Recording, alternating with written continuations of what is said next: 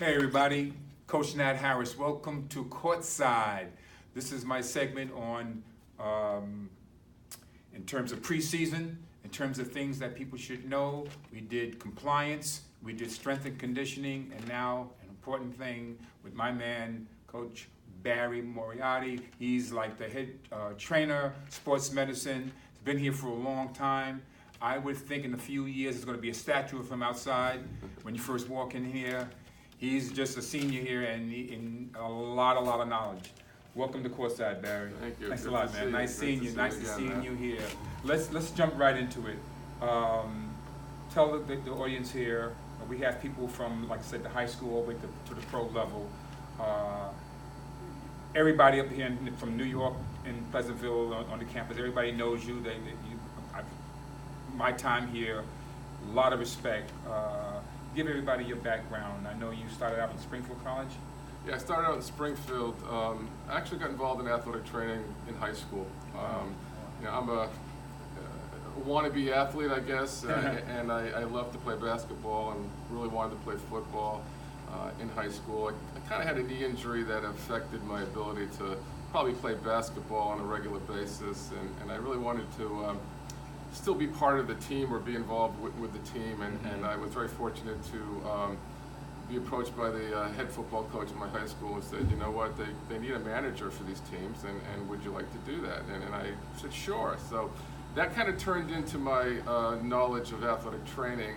So as a manager, I was learning from some of the coaches who were, older coaches were helping me a little bit with, ankle taping and so forth. And so then I did football, I did basketball in high school, and then I was very fortunate to have a connection with the head trainer at Springfield College, who happened to be a quarterback at my high school before I was there. So there was the connection there. Okay, I was wondering what the connection was. And was able to get to Springfield, and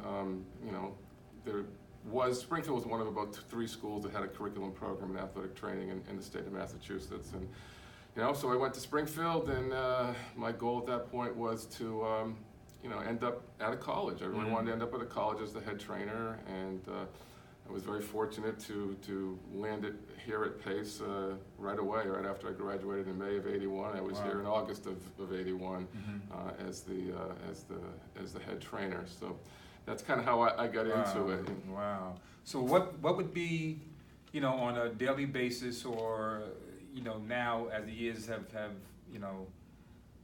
progressed, so to speak, what would you say are your basic responsibilities and duties as head trainer?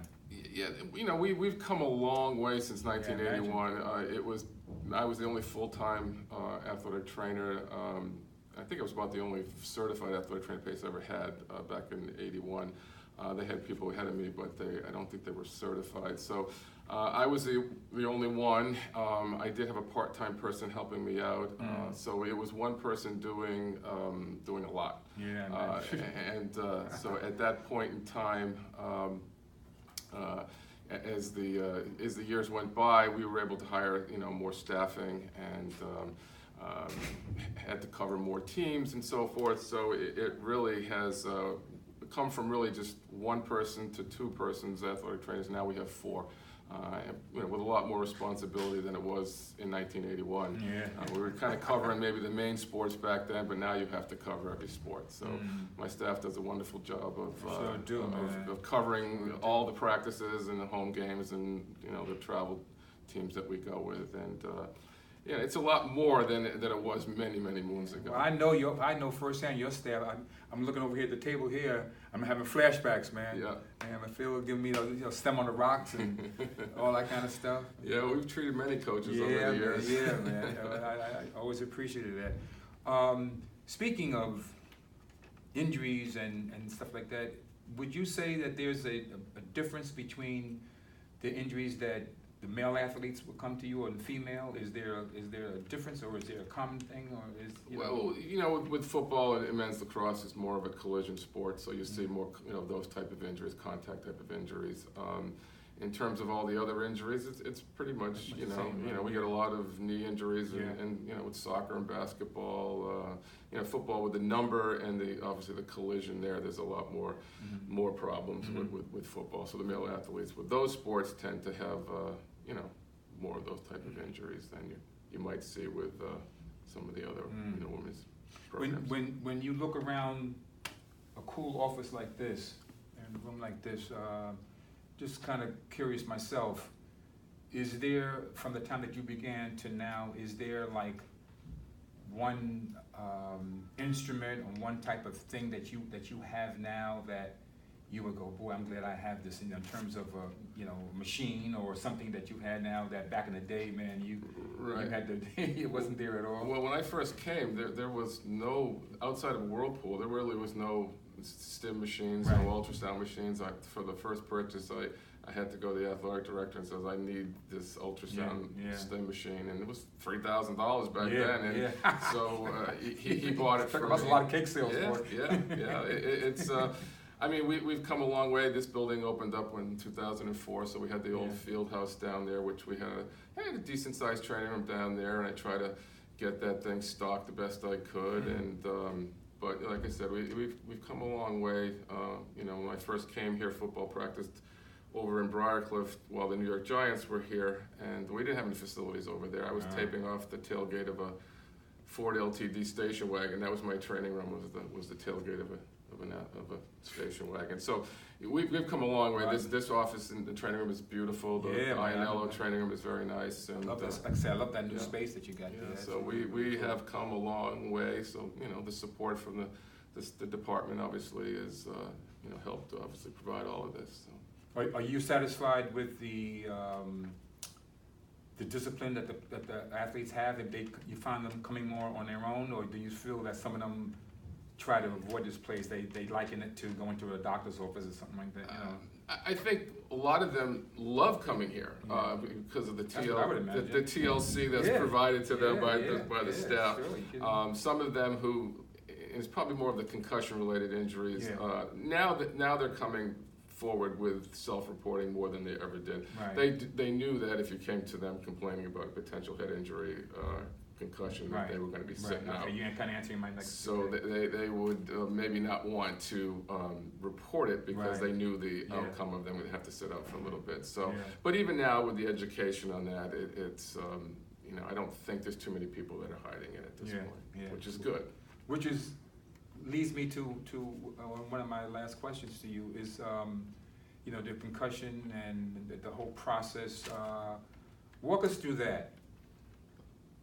Athlete gets hurt, they come to you, it might even require you sending them to a doctor for an exam and what have you, and then you now have to go to the coach and say, he or she can't play, and then up to the point where, okay, they're cleared.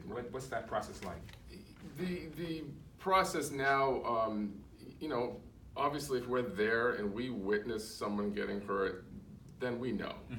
It's the ones that we're not there for. You know, a kid gets hurt, we're relying on teammates, we're relying on coaches to say, you know what, check on this person because he got hurt or she got hurt in a game. You know, obviously there's basic evaluations that are you know, done, and it's not that difficult to determine if somebody really has been concussed. It really is not. Years ago, you didn't have the kind of the research where, you know, you might let somebody back in who may not be fully defined as having a concussion, but nowadays it's easy to define that. Immediately pulled from the game and they're not going back. Then they'll, you know, prior to you know, each season they do go through some baseline testing with you know, computer work and some balance tests. So we have a baseline on that. If they do get what we appear to be obviously a concussed athlete, they go and they'll redo all those tests, but they're going to see a doctor within a day or so. We have a doctor that comes in, basically does an evaluation on his own, and then they just go through the concussion protocol, and that's, you know, basically that's straightforward too. It's going to be, you know, rest till they're symptom free, you know, and then once they are symptom free, they start an exercise program, which is basically run a 5-day program, and at the end of that 5 days, they're reevaluated by the doctor, and then he will clear them at that point. So, and you know, factors that can influence that is multiple history of concussions, and that might force the person out a little bit longer. So it really just kind of depends on each individual case with that. Wow. But they're missing time. There's no way around it. They're not missing time. Yeah. They're not going to get concussed on a Saturday and play the following Saturday. And that basically has the same storyline as even an ankle injury or a tear or what have you. They, you know, you and that doctor have to be on the same page, so to speak. Right. You have to go to the coach. Right. I mean, basically, the concussion protocol is, you know, separate in terms of return to play. An ankle injury, knee injury, any type of real injury, you know, the person's going to be cleared once they have full range of motion and their strength is good, and then they can really function. I mean, they got to be able to function. If they can't function, then they're not ready. Your body will always let you know. Right. Now, do they have to be 100%? You know, if they can function at 90% and they can pretty much, you know, do what they got to do, then you know, an ankle injury is not, you know, it's not life-threatening. Right. You know, but you know, you can't compare an ankle injury, you know, to a concussed athlete. You just can't. Especially nowadays, not even worth the chance, man. No. All right. In closing, people are listening to you right now. What kind of guidance would you give, say, the high school athlete, or even the freshman athlete that's coming in now? He or she now is playing on this level for the first time. They got studies, they mix it up. You really got to take care of your body. You thought you were cool in high school with the games that you had, but now you're playing 20-something games, what have you, say, on the basketball. You're on the road, you're coming, you got an exam the next morning. You may miss breakfast. I mean, all the things that athletes kind of go through. What kind of guidance would you give them that's practical, that would help them to lessen?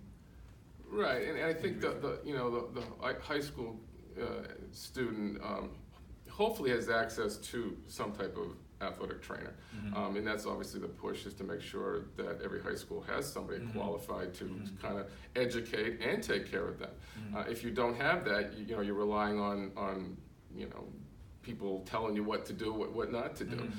It's very important that you have that knowledge of what to do, what not to do. And that's where your athletic trainer comes in. You know, so much of it's preventative. You know, good. You know, you met with Troy, but good strength and conditioning. You know, year round, off season, during the season, we just talked about preseason.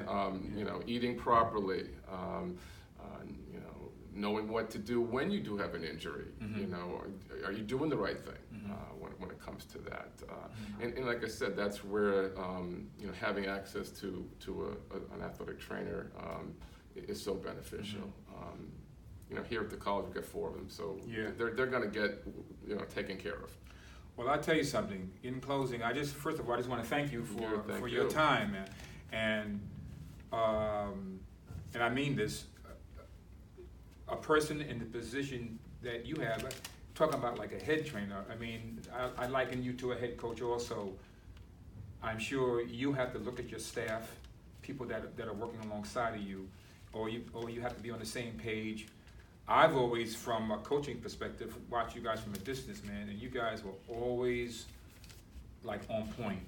You know, I always liked the times when you guys had to come to us or to an individual athlete and tell them the news that they didn't want to hear, but you were coming with the proper news. You know, athletes in line, maybe 2 days later, I'd be talking to them, they'd be upset they can't play, but in their mind, they were very thankful to you, Phil, you know, the other people on the staff, for helping them, because they knew, you know, they're not 9 years old anymore, they knew or know that without resting, they never going to be back to how they were. So that week, 2 weeks, or whatever it was, to get them, sometimes they come back even better than they were before. They come back with the proper rest and what have you, or the proper, it could be an orthotic, it could be doing something that they weren't doing before, you know, that makes them a better athlete. Yeah, and my staff, you know, when it was just 2 of us, and I've always had great assistant trainers, and we're all on the same page, and with two of us, I actually in a lot of ways thought it was probably easier to manage because we were on the same page and we knew what we had to do. As teams increased and we had to get more staffing, I felt the challenge was getting, now four of us, all of us on the same page. And that wasn't always easy. And That's why I threw it out to you. I know. And to keep quality people is not always easy either. But I've got a great staff. Yeah, you do. And I mean, they'll let me kind of sit back and just kind of watch them do their thing. But they all have to be on the same page. Because you have to deal with coaches and you have to deal with athletes. Exactly. And that's not always easy. Not always easy. Yeah. And you need to show them that you truly care about them and their injury, and make them feel good. You really just got to make them feel good, and they need to believe in you. Well, I would say that you have done and are doing a great job, and obviously your staff speaks for themselves, because just talking with people, you mentioned this room here. This room is probably one of the more popular rooms for good reasons in this whole building. So there you have it. That kind of puts the lid on the preseason segment. And like I always say, whenever you come to a basketball arena, it doesn't matter whether it's outside or inside, the best spot to always be is right here on Courtside. Until next time.